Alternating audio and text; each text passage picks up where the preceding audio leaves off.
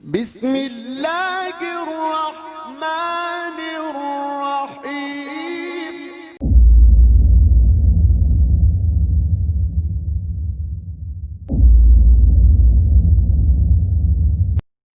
عیسیٰ علیہ السلام کو مسیح کہا جاتا ہے۔ اس کا مطلب ہے کثرت سے زمین کی سیاحت کرنے والا، یا اس کا معنی ہاتھ پھیرنے والا ہے، کیونکہ آپ ہاتھ پھیر کر اللہ کے حکم سے مریضوں کو شفایاب فرماتے تھے۔ آپ کی پیدائش اللہ تعالیٰ کا ایک بہت عظیم معجزہ ہے۔ اللہ تعالیٰ سورہ مریم آیات 16 تا 23 میں فرماتے ہیں، وَاذْكُرْ فِي الْكِتَابِ مَرْيَمَ، اس کتاب میں مریم کا بھی واقعہ بیان کیجیے جبکہ وہ اپنے گھر کے افراد سے الگ ہو کر ایک شرقی مکان میں آئیں اور ان لوگوں کی طرف سے پردہ کر لیا، پھر ہم نے اپنی روح کو ان کے پاس بھیجا، بس وہ ان کے سامنے پورا آدمی بن کر ظاہر ہوا۔ یہ کہنے لگی، میں تجھ سے رحمان کی پناہ مانگتی ہوں اگر تو کچھ بھی اللہ سے ڈرنے والا ہے۔ اس نے جواب دیا کہ میں تو اللہ کا بھیجا ہوا قاصد ہوں، تجھے ایک پاکیزہ لڑکا دینے آیا ہوں۔ کہنے لگی، بھلا میرے ہاں بچہ کیسے ہو سکتا ہے؟ مجھے تو کسی انسان کا ہاتھ تک نہیں لگا اور نہ میں بدکار ہوں۔ اس نے کہا، بات تو یہی ہے، لیکن تیرے پروردگار کا ارشاد ہے کہ وہ مجھ پر بہت ہی آسان ہے، ہم تو اسے لوگوں کے لیے ایک نشانی بنا دیں گے اور اپنی خاص رحمت۔ یہ تو ایک طے شدہ بات ہے۔ پس وہ حمل سے ہو گئیں اور اسی وجہ سے وہ یکسو ہو کر ایک دور کی جگہ چلی گئیں۔ پھر درد ذہ اسے ایک کھجور کے تنے کے نیچے لے آیا اور بے ساختہ زبان سے نکل گیا کہ کاش میں اس سے پہلے ہی مر گئی ہوتی اور لوگوں کی یاد سے بھی بھولی بسری ہو جاتی۔ سیدہ مریم بہت عبادت گزار تھی۔ انہوں نے اپنے اور لوگوں کے درمیان آڑ بنا لی تھی۔ انہیں کھانا بھی پردے کے پیچھے سے پکڑایا جاتا۔ اللہ تعالیٰ کی طرف سے بھی انہیں خاص رزق مل رہا تھا۔ اس حالت میں جبریل علیہ السلام ان کے پاس آئے۔ انہوں نے ان کے گریبان میں اللہ کے حکم سے پھونک ماری، اس سے انہیں حمل ٹھہر گیا۔ ولادت کا وقت آیا تو آپ لوگوں سے بہت دور یعنی بیت اللحم چلی گئیں۔ وہیں انہیں درد ذہ شروع ہوا، تب کہنے لگی، کاش میں اس سے پہلے مر جاتی۔ اللہ تعالیٰ کی طرف سے ارشاد ہوا، سورہ مریم آیات 24 تا 28 میں ہے، اتنے میں اسے نیچے سے ہی آواز دی کہ آزردہ خاطر نہ ہو، تیرے رب نے تیرے پاؤں تلے ایک چشمہ جاری کر دیا ہے، اور اس کھجور کے تنے کو اپنی طرف ہلا، یہ تیرے سامنے تر و تازہ پکی کھجوریں گرا دے گا۔ اب چین سے کھا پی اور آنکھیں ٹھنڈی رکھ۔ اگر تجھے کوئی انسان نظر پڑ جائے تو کہہ دینا کہ میں نے اللہ رحمان کے نام کا روزہ مان رکھا ہے، میں آج کسی شخص سے بات نہ کروں گی۔ اب عیسیٰ کو لیے ہوئے وہ اپنی قوم کے پاس آئیں۔ سب کہنے لگے، مریم تو نے بڑی بری حرکت کی، اے ہارون کی بہن، نہ تو تیرا باپ برا آدمی تھا اور نہ تیری ماں بدکار تھی۔ یہاں ہارون سے مراد موسیٰ علیہ السلام کے بھائی ہارون علیہ السلام مراد نہیں، بلکہ مریم علیہ السلام کے ایک بھائی کا نام ہارون تھا۔ قوم کی باتیں سن کر مریم علیہ السلام خاموش رہی اور بچے کی طرف اشارہ کر دیا کہ اس سے بات کر لو۔ وہ کہنے لگے، بھلا گود کا بچہ کیسے بات کر سکتا ہے؟ سورہ مریم آیت 29 میں ہے، بچہ بول اٹھا، میں اللہ تعالیٰ کا بندہ ہوں، اس نے مجھے کتاب عطا فرمائی اور مجھے اپنا پیغمبر بنایا ہے، اور اس نے مجھے بابرکت کیا ہے جہاں بھی میں ہوں، اور اس نے مجھے نماز اور زکوٰۃ کا حکم دیا ہے جب تک بھی میں زندہ رہوں، اور اس نے مجھے اپنی والدہ کا خدمت گزار بنایا ہے اور مجھے سرکش اور بدبخت نہیں کیا، اور مجھ پر میری پیدائش کے دن اور میری موت کے دن اور جس دن کہ میں دوبارہ زندہ کھڑا کیا جاؤں گا سلام ہی سلام ہے۔ اللہ تعالیٰ نے عیسیٰ علیہ السلام کی اس گفتگو کے بعد فرمایا، یہ ہے صحیح واقعہ عیسیٰ ابن مریم کا، یہی وہ حق بات ہے جس میں لوگ شک و شبہ میں مبتلا ہیں۔ اللہ کے لیے اولاد کا ہونا لائق نہیں، وہ تو بالکل پاک ذات ہے۔ وہ تو جب کسی کام کے سر انجام دینے کا ارادہ کرتا ہے تو اسے کہہ دیتا ہے کہ ہو جا، وہ اسی وقت ہو جاتا ہے۔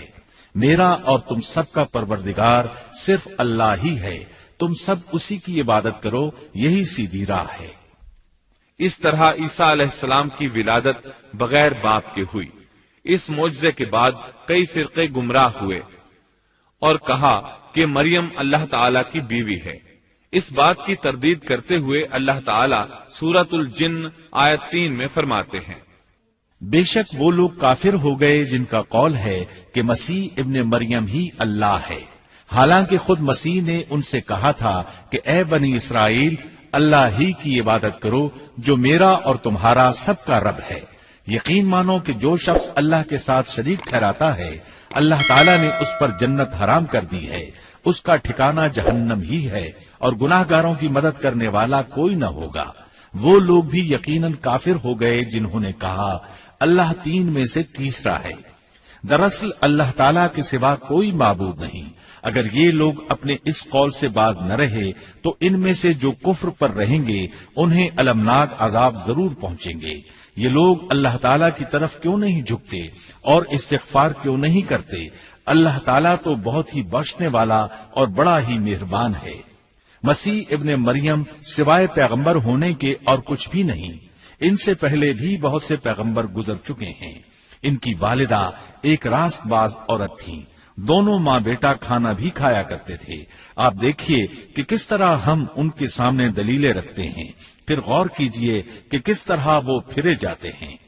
اللہ تعالیٰ نے ان آیات میں عیسائیوں کے عقیدے کا رد کیا ہے، کیونکہ وہ مریم اور عیسیٰ علیہ السلام کو بھی اللہ کا حصہ مانتے ہیں۔ سورہ اخلاص میں بھی ان کے عقیدے کا ان الفاظ میں رد کیا گیا ہے۔ آپ کہہ دیجئے وہ اللہ ایک ہے، اللہ بے نیاز ہے، نہ اس سے کوئی پیدا ہوا اور نہ وہ کسی سے پیدا ہوا، اور نہ کوئی اس کا ہمسر ہے۔ لوگوں نے جب مریم علیہ السلام پر تہمت لگائی، انہیں بدکار کہا، تب اللہ نے فرمایا، سورۃ النساء آیت 156 میں ہے، اور ان کے کفر کے باعث اور مریم پر بہت بڑا بہتان باندھنے کے باعث ہم نے ان پر لعنت کی۔ اسی طرح سورہ آل عمران آیت 59 میں اللہ تعالیٰ فرماتے ہیں، اللہ کے نزدیک عیسیٰ کی مثال ہو بہو آدم کی مثال ہے، جسے مٹی سے پیدا کر کے کہہ دیا کہ ہو جا، پس وہ ہو گیا۔ عیسائیوں کا مریم اور عیسیٰ علیہ السلام کے بارے میں یہ بہت بڑا جھوٹ ہے کہ عیسیٰ علیہ السلام اللہ کے بیٹے اور مریم اللہ کی بیوی ہیں۔ اللہ تعالیٰ سورہ مریم آیت 88 تا 95 میں فرماتے ہیں، ان کا قول تو یہ ہے کہ اللہ رحمان نے بھی اولاد اختیار کی ہے، یقیناً تم بہت بری اور بھاری چیز لائے ہو۔ قریب ہے کہ اس بہتان کی وجہ سے آسمان پھٹ جائیں اور زمین شق ہو جائے اور پہاڑ ریزہ ریزہ ہو جائیں کہ وہ رحمان کی اولاد ثابت کرنے بیٹھیں۔ شان رحمان کے لائق نہیں کہ وہ اولاد رکھے۔ آسمانوں اور زمین میں جو بھی ہیں سب کے سب اللہ کے غلام بن کر ہی آنے والے ہیں۔ ان سب کو اس نے گھیر رکھا ہے اور سب کو پوری طرح گن بھی رکھا ہے۔ یہ سارے کے سارے قیامت کے دن اکیلے اس کے پاس حاضر ہونے والے ہیں۔ اللہ تعالیٰ سورۃ الانعام آیت 101 میں فرماتے ہیں، وہ آسمانوں اور زمین کا موجد ہے، اللہ تعالیٰ کے ہاں اولاد کہاں ہو سکتی ہے، حالانکہ اس کی کوئی بیوی تو ہے ہی نہیں، اور اللہ تعالیٰ نے ہر چیز کو پیدا کیا ہے اور وہ ہر چیز کو خوب جانتا ہے۔ اسی طرح اللہ تعالیٰ سورۃ الزخرف آیت 81 میں فرماتے ہیں، آپ کہہ دیجئے کہ اگر بالفرض رحمان کی اولاد ہوتی تو میں سب سے پہلے عبادت کرنے والا ہوتا۔ مطلب یہ کہ تم بغیر کسی دلیل کے ایسی بات کہے جا رہے ہو۔ عیسیٰ علیہ السلام پرورش پاتے رہے، آپ کی پرورش بیت اللحم میں ہوئی۔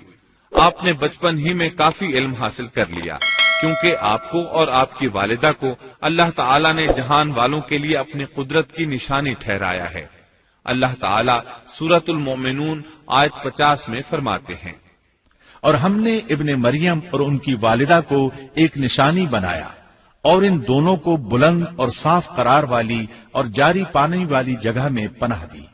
علماء کہتے ہیں کہ مریم علیہ السلام بیت اللحم سے بیت المقدس کی طرف منتقل ہو گئیں۔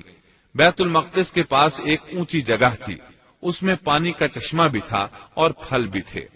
عیسیٰ علیہ السلام بڑے ہو گئے، ان میں علم و حکمت اور اصلاح کی علامات واضح ہو رہی تھیں، لیکن ابھی تک آپ کو نبوت نہیں ملی تھی، یہاں تک کہ آپ کی عمر 30 سال ہو گئی۔ تب اللہ تعالیٰ نے آپ کو انجیل عطا فرمائی۔ اس کے بعد آپ نے اللہ کے رسول کی حیثیت سے دین کی دعوت شروع کی، اللہ تعالیٰ سورۃ المائدہ آیت 46 میں فرماتے ہیں، اور ہم نے ان کے پیچھے عیسیٰ ابن مریم کو بھیجا جو اپنے سے پہلے کی کتاب تورات کی تصدیق کرنے والے تھے، اور ہم نے انہیں انجیل عطا فرمائی جس میں نور اور ہدایت تھی، اور وہ اپنے سے پہلے کی کتاب تورات کی تصدیق کرتی تھی، اور پرہیزگار لوگوں کے لیے سراسر ہدایت اور نصیحت تھی۔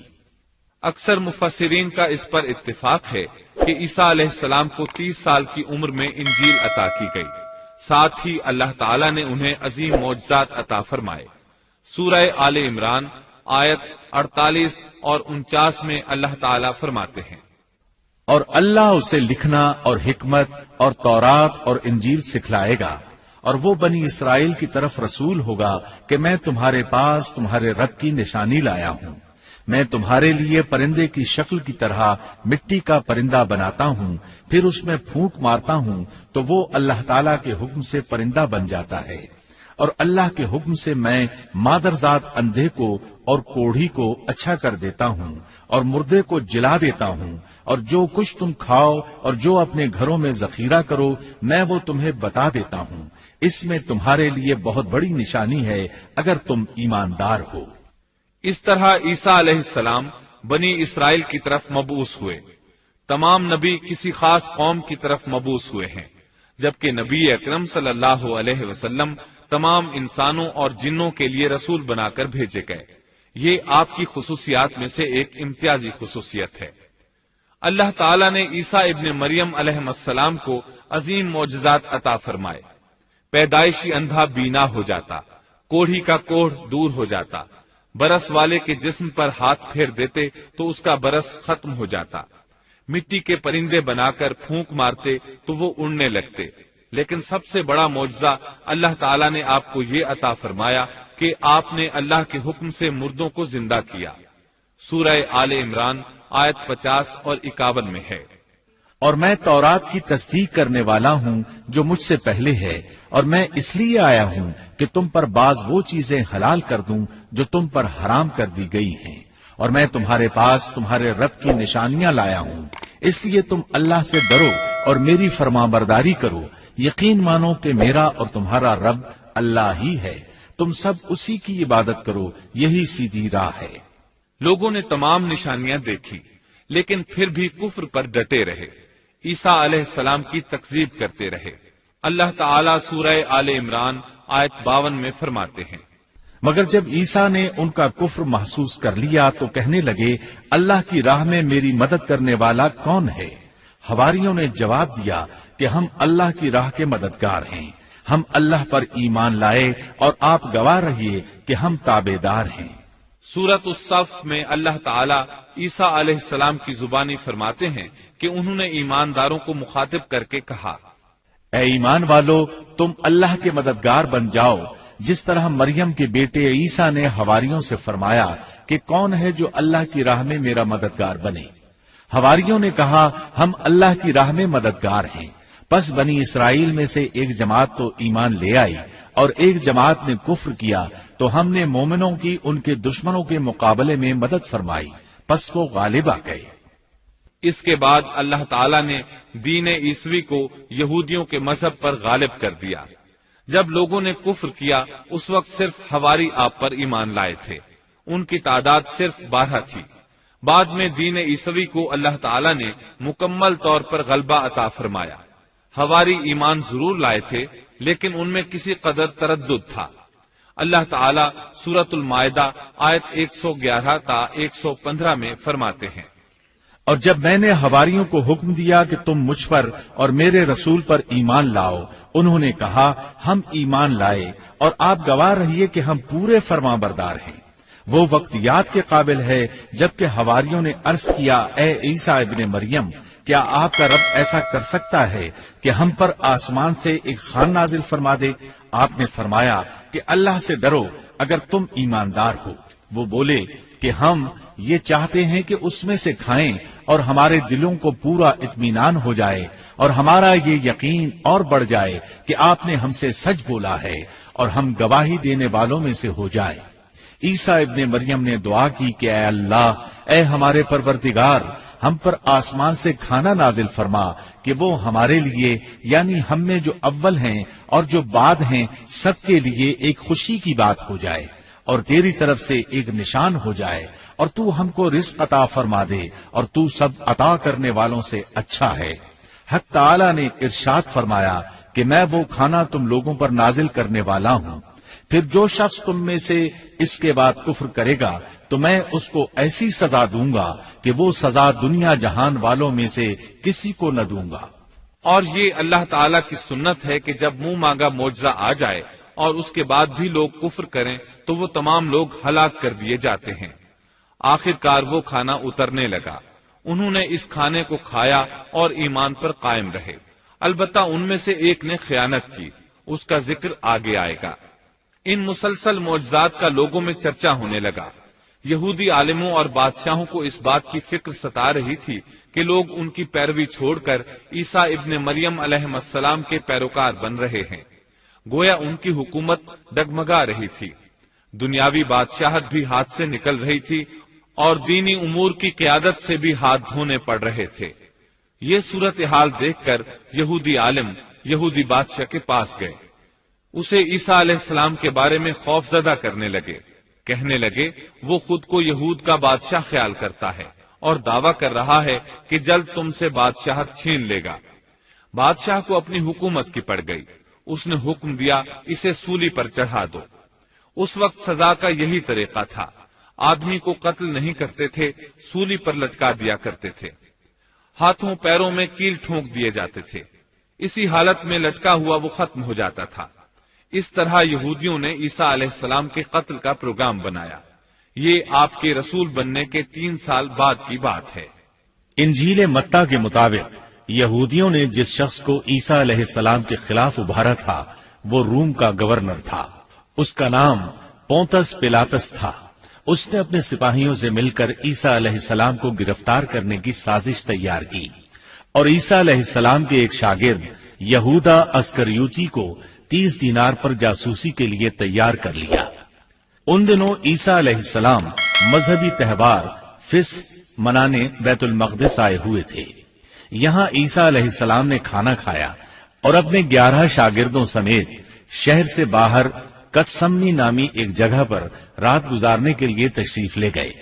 پھر اپنے شاگردوں سے الگ ہو کر اللہ سے یوں دعا کی، اے میرے اللہ، اگر ہو سکے تو یہ پیالہ یعنی موت مجھ سے ٹل جائے۔ اس کے جواب میں تسلی نازل ہوئی۔ علماء کا اس بات پر اتفاق ہے کہ جب یہودی عیسیٰ علیہ السلام کے شاگرد یہودا اسکریوتی کی یہ رہنمائی پر وہاں پہنچے جہاں عیسیٰ علیہ السلام اور ان کے شاگرد تھے، تو ان لوگوں نے عیسیٰ علیہ السلام اور ان کے حواریوں کا محاصرہ کر لیا۔ عین اسی وقت اللہ تعالی نے عیسیٰ علیہ السلام کو آسمان پر اٹھا لیا اور مخبری کرنے والے عیسیٰ علیہ السلام کے شاگرد یہودا پر عیسیٰ علیہ السلام کی مشابہت ڈال دی گئی۔ چنانچہ حکومت کے اہلکاروں، یہودیوں، حتیٰ کہ خود حواریوں نے بھی اسی کو عیسیٰ سمجھ لیا اور اسی کو لے جا کر پھانسی پر چڑھا دیا، جیسا کہ سورۃ النساء میں اللہ تعالیٰ فرماتے ہیں، اور اس وجہ سے بھی ہم نے ان پر لعنت کی کہ انہوں نے کہا کہ ہم نے مسیح ابن مریم جو کہ اللہ کا رسول ہے اسے قتل کیا ہے، حالانکہ نہ انہوں نے اسے قتل کیا اور نہ سولی دیا، لیکن ان کو شبہ پڑ گیا، اور جو لوگ اس میں اختلاف کر رہے ہیں وہ خود شک میں ہیں، انہیں حقیقت حال کا کچھ علم نہیں، محض ظن کے پیچھے لگے ہوئے ہیں، اور یہ یقینی بات ہے کہ انہوں نے عیسیٰ ابن مریم کو قتل نہیں کیا تھا، بلکہ اللہ نے اسے اپنی طرف اٹھا لیا تھا، اور اللہ بہت زور آور اور حکمت والا ہے۔ عیسائی اور یہودی اس بات پر متفق تھے کہ عیسیٰ علیہ السلام کو سولی چڑھا دیا گیا ہے، لیکن ان میں تھوڑا سا اختلاف تھا۔ یہودی کہتے تھے کہ وہ قتل ہو گئے ہیں، جبکہ عیسائی کہتے تھے کہ وہ 3 دن تک مردہ رہنے کے بعد زندہ ہوئے اور آسمان پر چلے گئے۔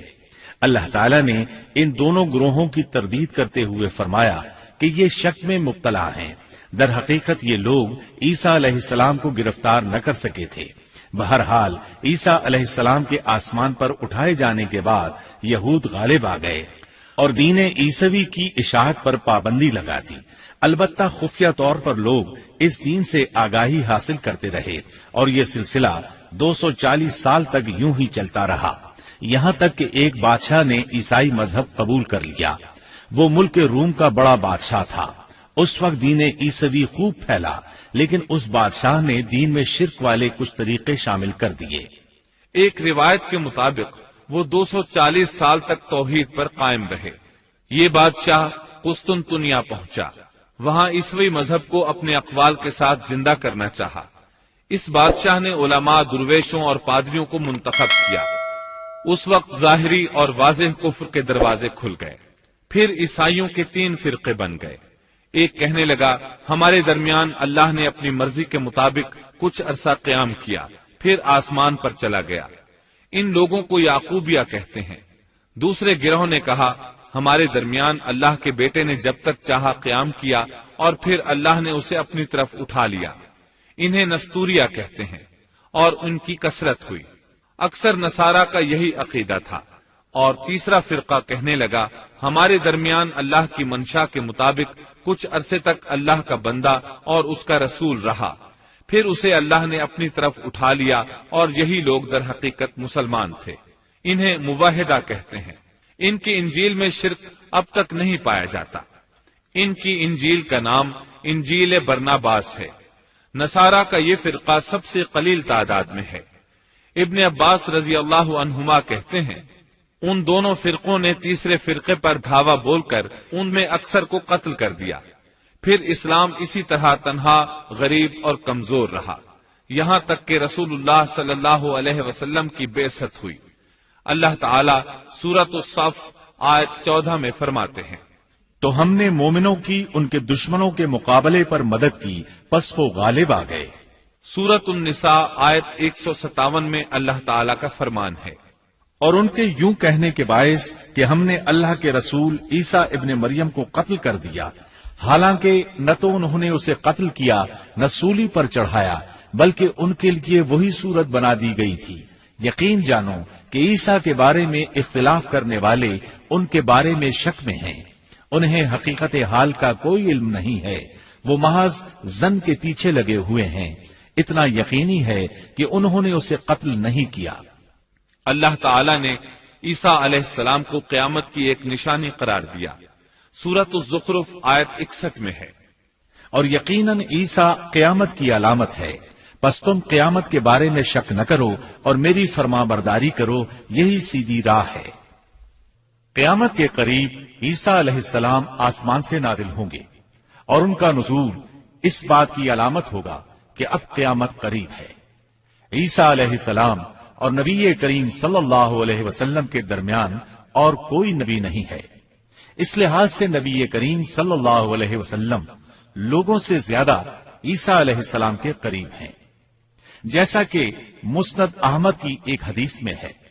نبی اکرم صلی اللہ علیہ وسلم نے فرمایا انبیاء کرام سب ایک باپ کے بیٹے بھائی کی طرح ہیں، مائیں جدا جدا اور دین ایک ہے، اور تمام لوگوں سے زیادہ عیسیٰ کے نزدیک میں ہوں، کیونکہ میرے اور ان کے درمیان کوئی نبی نہیں ہے۔ نبی کریم صلی اللہ علیہ وسلم اور عیسیٰ علیہ السلام کی درمیانی مدت قریباً 560 سال ہے۔ آپ فرماتے ہیں وہ بہت جلد نازل ہوں گے، جب تم انہیں دیکھو گے تو پہچان لوگے۔ وہ درمیان قد کے ہیں، ان کا چہرہ سفید اور سرخی مائل ہے، ان کے سر کے بال سیدھے ہیں، ان کے بالوں سے پانی کے قطرے گرتے محسوس ہوں گے، حالانکہ ان کا سر بالکل خشک ہوگا۔ وہ مسجد دمشق کے سفید منارے پر اتریں گے، صلیب کو توڑ دیں گے، خنزیر کو قتل کر دیں گے، جزیے کو ختم کر دیں گے، عیسائیت سمیت تمام باطل دینوں کو ختم کر دیں گے، نصرانیت کی تمام علامات مثلا صلیب اور خنزیر کا خاتمہ کر دیں گے۔ ان کے زمانے میں تمام مذہب ختم ہو جائیں گے، صرف اسلام باقی رہ جائے گا۔ دجال کو بھی اللہ عیسیٰ علیہ السلام کے ہاتھوں قتل کرا دیں گے۔ پوری زمین پر صرف اسلام ہوگا، ساری زمین امن کا گہوارہ بن جائے گی، یہاں تک کہ بکری اور شیر مل کر زندگی بسر کریں گے، بچے سانپوں سے کھیلیں گے، کوئی کسی کو تکلیف نہیں پہنچائے گا۔ عیسیٰ علیہ السلام زمین پر 40 سال قیام کریں گے، پھر آپ کی وفات ہو جائے گی۔ مسلمان آپ کی نماز جنازہ ادا کر کے آپ کو دفن کریں گے، قیامت کے دن اللہ تعالیٰ ان سے فرمائیں گے، سورۃ المائدہ آیات 116 اور 117 میں ہے۔ اور وہ وقت بھی قابل ذکر ہے جب اللہ فرمائے گا کہ عیسیٰ ابن مریم، کیا تم نے ان لوگوں سے کہا تھا کہ مجھے اور میری ماں کو بھی اللہ کے علاوہ معبود قرار دے لو؟ عیسیٰ عرض کریں گے کہ تو پاک ہے، مجھے کسی طرح لائق نہ تھا کہ میں ایسی بات کہتا جس کے کہنے کا مجھے کوئی حق نہیں۔ اگر میں نے کہا ہوگا تو تجھے اس کا علم ہوگا، تو میرے دل کے اندر کی بات بھی جانتا ہے، اور جو کچھ تیرے نفس میں ہے میں اس کو نہیں جانتا۔ تمام غیبوں کا جاننے والا تو ہی ہے۔ میں نے تو ان سے اور کچھ نہیں کہا مگر صرف وہی جو تو نے مجھے حکم فرمایا تھا کہ تم اللہ کی بندگی اختیار کرو، جو میرا بھی رب ہے اور تمہارا بھی رب ہے۔ میں ان پر گواہ رہا جب تک ان میں رہا، پھر جب تو نے مجھے اٹھا لیا تو ہی ان پر نگران تھا، اور تو ہر چیز کی پوری خبر رکھتا ہے۔ اللہ تعالی اہل کتاب کو مخاطب کر کے سورۃ النساء آیات 171 اور 172 میں فرماتے ہیں، اے اہل کتاب، اپنے دین کے بارے میں حد سے نہ گزر جاؤ، اور اللہ پر بجز حق کے اور کچھ نہ کہو۔ مسیح عیسیٰ ابن مریم تو صرف اللہ کے رسول اور اس کے حکم ہیں، جسے اس نے مریم کی طرف ڈال دیا تھا، اور اس کے پاس کی روح ہیں۔ اس لیے تم اللہ کو اور اس کے سب رسولوں کو مانو، اور نہ کہو کہ اللہ تین ہیں۔ اس سے باز آ جاؤ کہ تمہارے لیے بہتری ہے۔ اللہ عبادت کے لائق تو صرف ایک ہی ہے، اور وہ اس سے پاک ہے کہ اس کی اولاد ہو۔ اسی کے لیے ہے جو کچھ آسمانوں میں ہے اور جو کچھ زمین میں ہے، اور اللہ کافی ہے کام بنانے والا۔ سیدنا عیسیٰ علیہ السلام کو اللہ تعالیٰ نے کتاب انجیل عطا فرمائی تھی۔ یہ کتاب بس تورات ہی کی درست شکل تھی۔ مطلب یہ کہ سیدنا عیسیٰ علیہ السلام کی بنیادی تعلیم اگرچہ تورات کے مطابق تھی، لیکن یہودیوں نے تورات میں رد و بدل کر دیا تھا۔ اس لیے اللہ تعالیٰ نے سیدنا عیسیٰ علیہ السلام کو انجیل عطا فرمائی۔ سیدنا عیسیٰ علیہ السلام کو نبوت ملی تو آپ نے ان سب کی اصلاح کی کوششیں شروع کی۔ اس وقت کے یہودی بھی 4 طبقات میں بٹ گئے تھے۔ ان کے عقائد وہ نہیں رہے تھے جو موسیٰ علیہ السلام نے انہیں دیے تھے۔ آپ نے ان سب کے عقائد کا جائزہ لیا اور ان کی اصلاح کے لیے اپنی زندگی وقف کر دی، لیکن ان بدبختوں نے آپ کی باتیں ماننے سے یکسر انکار کر دیا۔ نہ صرف یہ کہ تعلیمات کا انکار کیا بلکہ آپ کے دشمن بھی ہو گئے۔ سیدنا عیسیٰ علیہ السلام پر جو کتاب نازل ہوئی اس کا نام انجیل ہے، لیکن آج عیسائیوں کے ہاں 4 انجیلیں رائج ہیں۔ یہاں سوال یہ پیدا ہوتا ہے کہ موجودہ 4 انجیلیں وہی ہیں یا یہ سیدنا عیسیٰ علیہ السلام کے بعد تصنیف کی گئی ہیں؟ یہ ایک ایسا سوال ہے جو مدت سے سوال ہی چلا آ رہا ہے۔ عیسائی حضرات اس سوال کا جواب دینے سے قاصر ہیں۔ عیسائی عالم تک اس بات کا اقرار کرتے نظر آتے ہیں کہ ان میں سے کوئی ایک انجیل بھی مسیح علیہ السلام کی انجیل نہیں ہے اور نہ اس کا خالص ترجمہ ہے۔ موجودہ انجیلوں کے بارے میں عیسائیوں کے ہاں کوئی ایسی سند موجود نہیں جس کی بنا پر وہ کہہ سکیں کہ ان کی روایات کا سلسلہ سیدنا عیسیٰ علیہ السلام یا ان کے شاگردوں تک پہنچتا ہے۔ خود عیسائیت کی مذہبی تاریخ اس بات کی گواہ ہے کہ پہلی صدی عیسوی سے چوتھی صدی عیسوی کے شروع تک عیسائیوں میں 21 سے زیادہ انجیلیں الہامی یقین کی جاتی تھیں، لیکن 325 عیسوی میں ان میں سے 4 کو منتخب کر کے باقی کو غیر مستند قرار دے دیا گیا۔ 4 انجیلوں کا یہ انتخاب بھی کسی تاریخی یا علمی بنیاد پر نہیں کیا گیا تھا، بلکہ اس کے لیے ایک طرح کی فال نکالی گئی تھی۔ اس فال کو الہامی اشارہ سمجھ لیا گیا تھا۔ ان 4 انجیلوں میں متی کی انجیل سب سے قدیم گنی جاتی ہے۔ اس کے باوجود عیسائیوں کے پرانے عالم یہ بات تسلیم کرتے ہیں کہ یہ انجیل متی اصلی نہیں بلکہ اس کا ترجمہ ہے، اس لیے کہ اصل کتاب عبرانی زبان میں تھی جو اب ناپید اور ضائع ہو گئی ہے، اور موجودہ ترجمے کے بارے میں قطعی طور پر یہ نہیں کہا جا سکتا کہ یہ اصل زبان کا ترجمہ ہے، جبکہ مترجم کا نام تک معلوم نہیں اور نہ یہ پتا ہے کہ ترجمہ ہوا کے زمانے میں تھا۔ دوسری انجیل मरकुस की इंजील है। इसके बारे में मशहूर ईसाई आलिम पतरस गोमाग अपनी किताब में मरकुस के सवाने हयात पर लिखता है कि ये नस्लन यहूदी था और ईसा अलैहिस्सलाम के हवारी पतरस का शागिर्द था। जब रूमियों ने ईसाइयत इख्तियार कर ली तो उसने उनके मुतालबे पर ये इंजील तसनीफ की। वो सन 68 ईस्वी में सिकंदरिया के कैदखाने में बुत परस्तों के हाथों कत्ल हुआ। तीसरी इंजील लूका की इंजील है। ईसाई आलिमों में मत्ता की इंजील के बारे में जितने इख्तिलाफात हैं उनसे ज्यादा लूकाई इंजील में मौजूद हैं। खुद लूका ने अपनी इंजील के बारे में लिखा है कि ये इंजील उसने शाह फैलस के साथ खतो किताबत की बुनियाद पर लिखी है। वो उसे मुखातिब करके लिखता है कि सच की बातें जिन लोगों ने कानों से सुनी थीं, उन्होंने हम तक जिस तरह पहुंचाई हैं, उनको बहुत से लोग हमसे नकल कर रहे हैं। इसलिए मैं जरूरी समझता हूं कि उनको खुद ही सही तरीके पर कर दूं, ताकि तुम्हें सही हकीकत मालूम हो जाए। इससे साफ मालूम होता है कि लूका ने सैयदना मसीह अलैहिस्सलाम का जमाना नहीं पाया। इसके साथ ईसाई आलिम ये भी बयान करते हैं कि लूका की इंजील मरकुस की इंजील के बाद वजूद में आई और पतरस और पौलोस के मरने के बाद तस्नीफ की गई है। दरअसल लूका अंताकिया शहर में तिब का पेशा करता था। उसने ईसा अलैहिस्सलाम को नहीं देखा और ईसाइयत को सेंट पाल यानी पौलोस से सीखा, और सेंट पाल के बारे में ये बात तहकीक को पहुंच चुकी है कि वो दरअसल मुतासिब यहूदी था। ईसाइयत का बदतरीन दुश्मन ख्याल किया जाता था।